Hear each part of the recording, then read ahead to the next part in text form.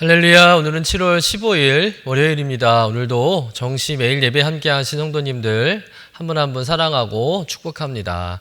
다 같이 사도신경으로 우리의 신앙을 고백하며 예배 자리로 나가겠습니다. 전능하사 천지를 만드신 하나님 아버지를 내가 믿사오며 그 외아들 우리 주 예수 그리스도를 믿사오니 이는 성령으로 잉태하사 동정녀 마리아에게 나시고 본디오 빌라도에게 고난을 받으사 십자가에 못 박혀 죽으시고 장사한 지 사흘 만에 죽은 자 가운데서 다시 살아나시며 하늘에 오르사 전능하신 하나님 우편에 앉아 계시다가 저리로서 산자와 죽은 자를 심판하러 오시리라. 성령을 믿사오며 거룩한 공회와 성도가 서로 교통하는 곳과 죄를 사하여 주시는 곳과 몸이 다시 사는 곳과 영원히 사는 것을 믿사옵나이다. 아멘. 다 같이 찬송가 546장 주님 약속하신 말씀 위에서 우리 함께 찬송하겠습니다.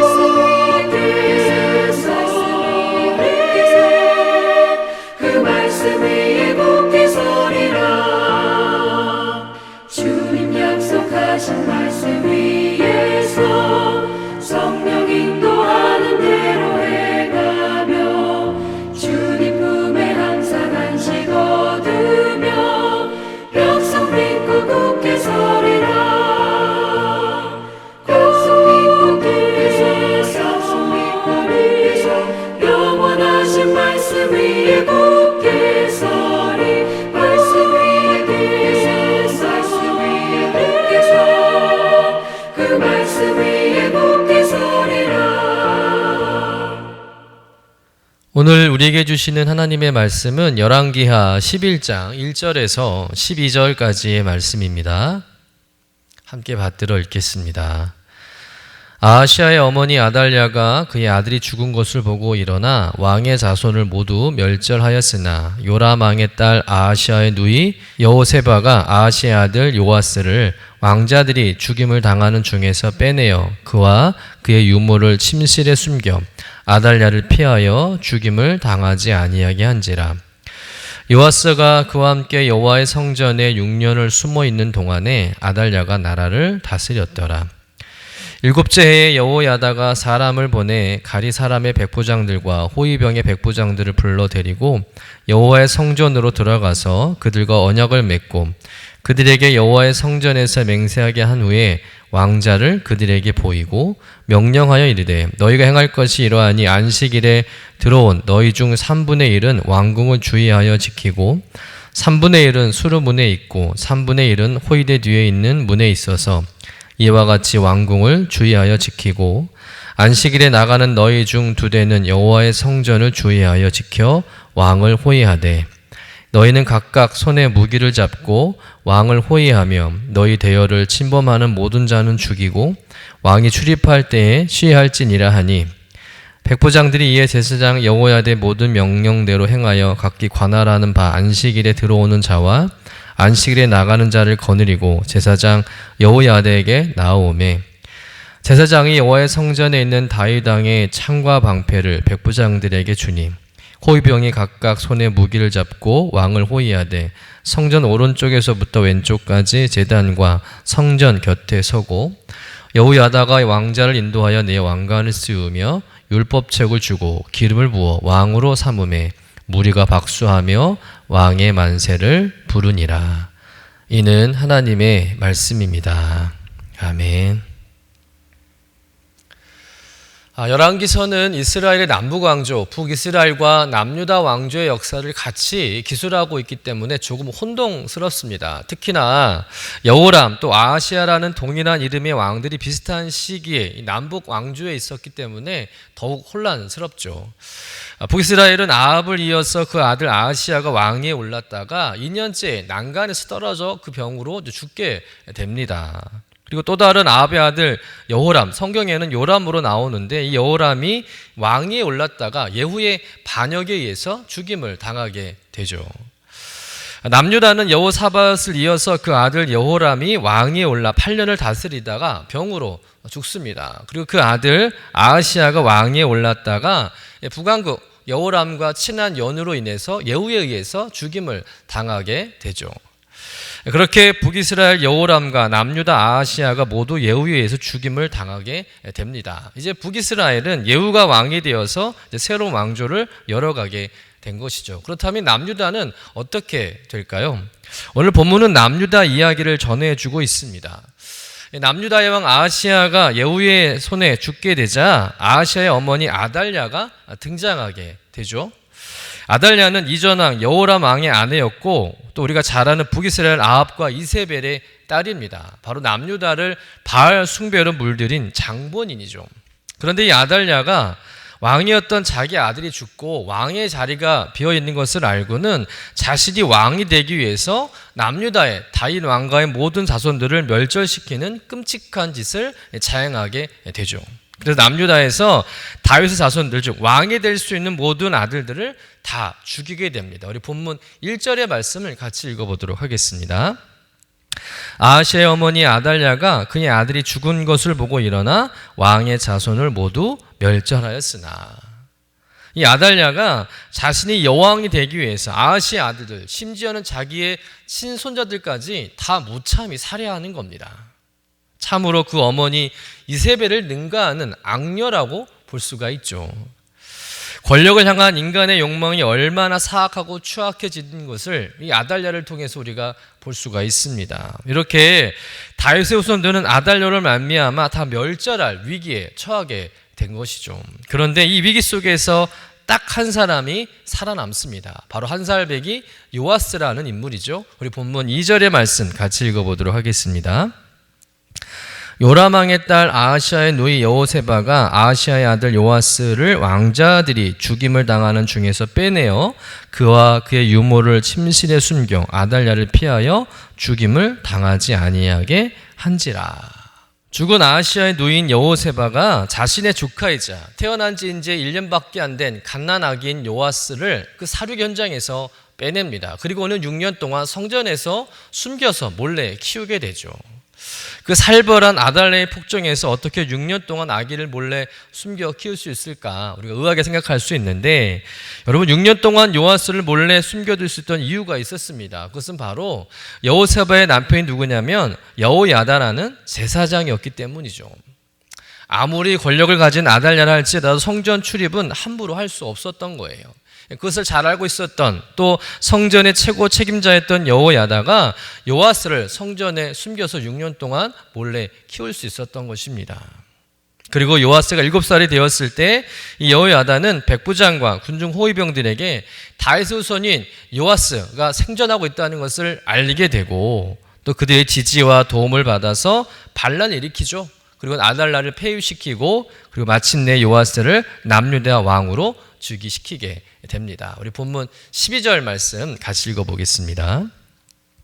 여호야다가 왕자를 인도하여 내어 왕관을 씌우며 율법책을 주고 기름을 부어 왕으로 삼음에 무리가 박수하며 왕의 만세를 부르니라.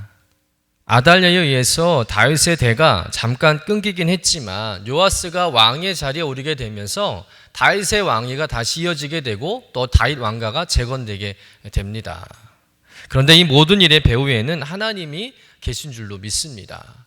물론 여호세바와 여호야다가 요아스를 구출하고 또 여호야다가 치밀하게 일을 준비하고 진행한 것 같지만 그 모든 일의 배후에는 하나님이 계신 거예요. 하나님이 일하신 줄로 믿습니다. 하나님께서 친히 요아스를 지켜주신 거예요. 그런데 하나님께서 이렇게 요아스를 지켜주시고 또 왕의 자리에 오르게 하신 결정적인 이유가 있었다는 것입니다. 그것은 바로 다윗과의 약속 때문이라는 것이죠. 사무엘하 7장 16절 말씀에 보면 하나님은 다윗과 이런 약속을 하십니다. 내 집과 내 나라가 내 앞에서 영원히 보존되고 내 왕위가 영원히 견고하리라 하셨다 하라. 여러분 이 말씀을 다시 한번 보시길 바랍니다. 내 집과 내 나라가 내 앞에서 영원히 보존되고 내 왕위가 영원히 견고하리라. 무슨 말씀입니까? 하나님께서 비록 다윗의 후손들이 죄를 범할지라도 매와 채찍으로 징계할지언정 결코 왕위가 끊어지거나 무너지게 하는 일은 없을 거라 다윗과 약속을 하셨다는 거예요. 다시 말해서 다윗의 대를 이어서 계속해서 다윗의 후손 중에 왕이 나올 것을 다윗과 약속, 언약을 맺었다는 것이죠.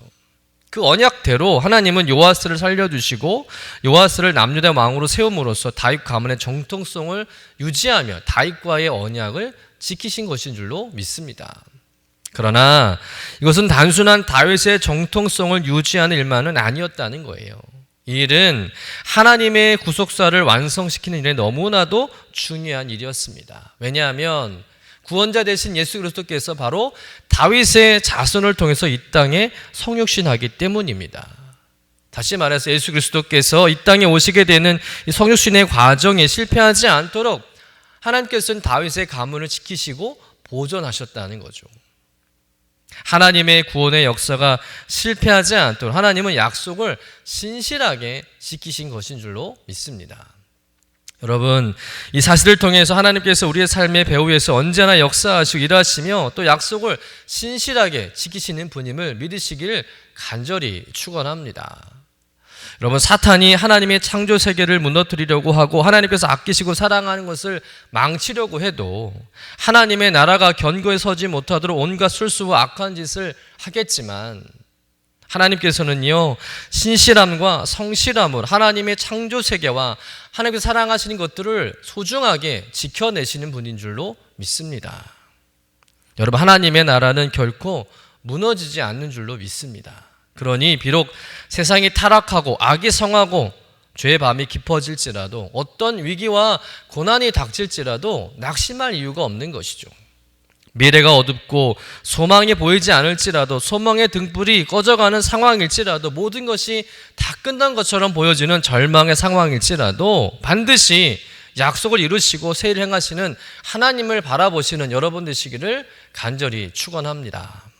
여러분, 모든 것이 하나님의 계획과 섭리 안에 있는 일이며 하나님은 꺼져가는 등불도 다시 살려내시고 사망에서 우리를 건지시고 새로운 생명을 불어 넣어주시는 줄로 믿습니다. 그 하나님을 믿고 약한 시대에 소망의 물씨가 되어서 사단의 괴력을 무너뜨리는 거룩한 믿음의 성도님 되시기를 주님의 이름으로 간절히 축원합니다. 기도하겠습니다. 꺼져가는 등불도 끄지 않으시는 주님, 예배드리고 말씀을 듣는 우리에게 새 영을 부어주시고 또 다시 소망을 갖게 하시니 감사드립니다. 주님, 다 끝난 것 같지만 미래가 더 이상 보이지 않지만 약속을 이루어 가신 주님을 바라보며 또 하나님이 일하심을 신뢰하게 하여 주옵소서. 비록 세상은 악하고 점점 소망이 없어져가는 시대라고 할지라도 이 어두운 세상을 밝히고 악을 지배하고 다스리는 능력의 성도로 살아갈 수 있도록 성령의 충만함을 더하여 주옵소서. 우리 교회가 이 땅에 희망이 되게 하시고 우리 역시 이 세상 위에서 하나님의 소망의 불씨로 다시 일으키는 영적인 남은 자가 되게 하여 주옵소서. 감사드리며 거룩하신 예수님 이름으로 기도드립니다. 아멘. 하늘에 계신 우리 아버지여, 이름이 거룩히 여김을 받으시오며 나라가 임하시오며 뜻이 하늘에서 이루어진 것 같이 땅에서도 이루어지이다. 오늘 우리에게 일용할 양식을 주시옵고 우리가 우리에게 죄 지은 자를 사하여 준 것 같이 우리 죄를 사하여 주시옵고 우리를 시험에 들게 하지 마시옵고 다만 악에서 구하시옵소서. 나라와 권세와 영광이 아버지께 영원히 있사옵나이다. 아멘.